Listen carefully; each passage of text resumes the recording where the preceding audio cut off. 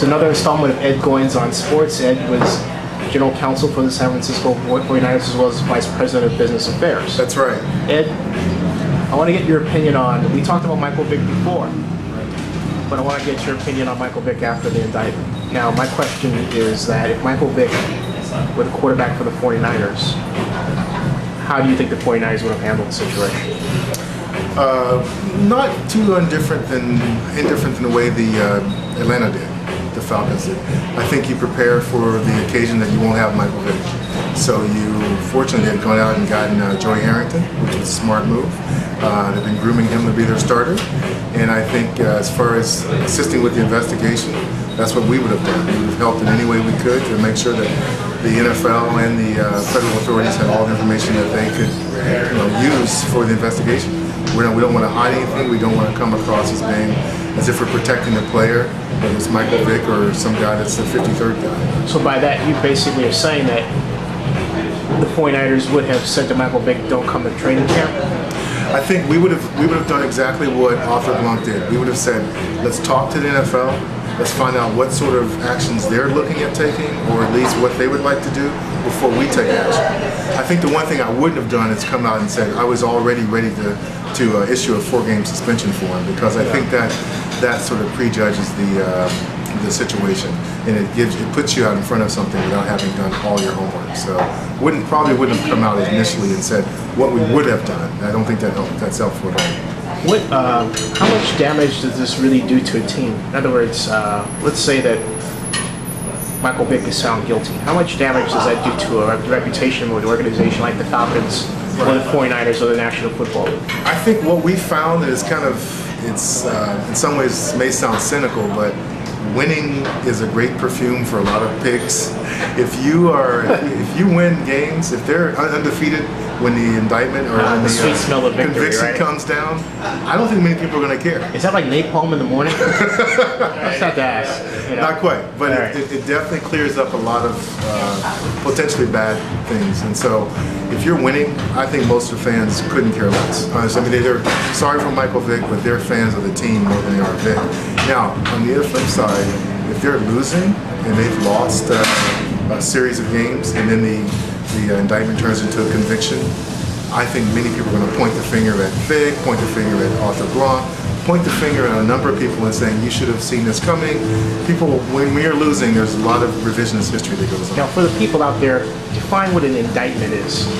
An indictment is simply a charge. It's a charge that's issued by a local authority, in this case, or a federal authority. In this case, it was a federals, who went to a grand jury, or sometimes they can do it through just a judge, to get a charge that outlays the crime, alleged crime that was committed. And then, of course, the prosecutors have to go through and prove their case. So at this point, like everyone, he's innocent until proven guilty. Do you think that there's some people who are so, for want of a better term, uneducated about the law that they view the indictment as the truth, as opposed to just the charge? I think that whenever you have a government authority that puts into writing a charge, they're not going to bring it forward unless they believe that they can win their case. So I think many people will look at it and go, well, they wouldn't have brought the charge forward unless there was something underlying it to... particularly an 18-page document, right? Particularly an 18-page Is document. that long for an indictment? It depends, not necessarily, because they're also charging conspiracy. If you're charging conspiracy, then it's a bigger tale.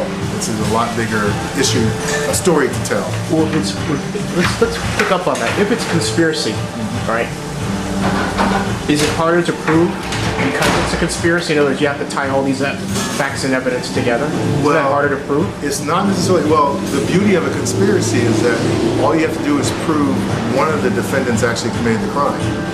Because if one committed the crime, then the conspirators are also co-opted into that crime.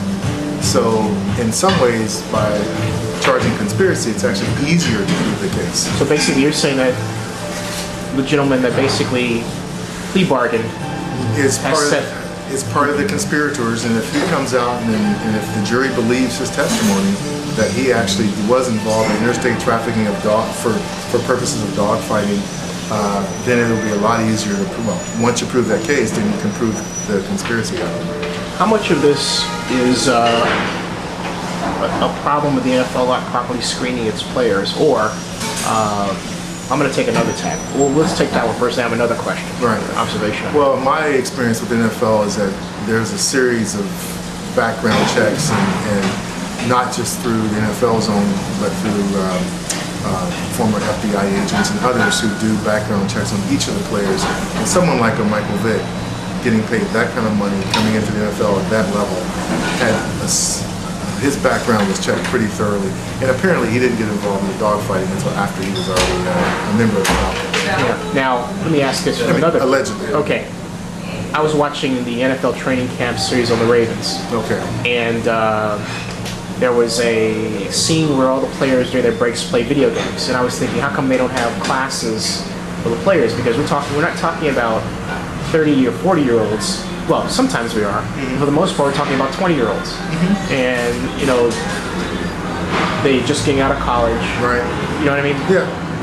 Does the NFL do enough to advance the players' education?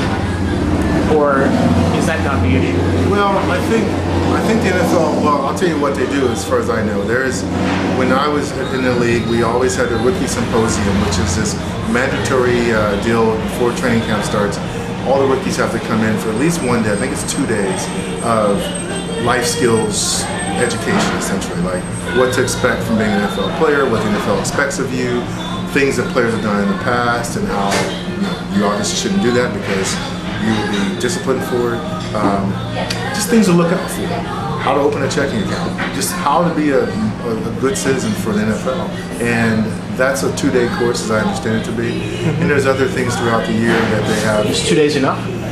2 days may not be enough, but I don't know if you can take one or two or a few incidents and sort of color the whole league as being bad actors. I don't think, in fact, it's not the case. Right. So now, to close on this segment,